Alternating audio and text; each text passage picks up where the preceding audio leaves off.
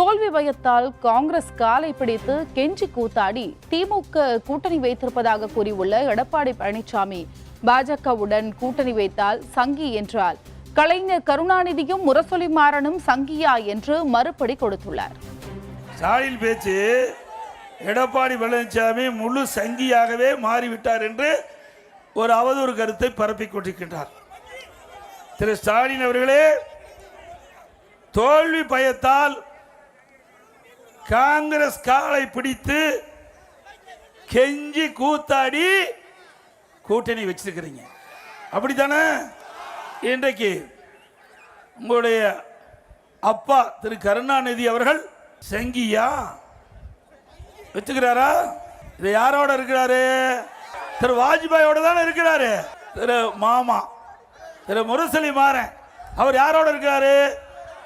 அப்ப திரு கருணாநிதி அவர்கள் சங்கியா? முரசொலி மாறன் சங்கியா? அவர் ஒத்துக்கிறார், ஸ்டாலின் ஒத்துக்கிறார்.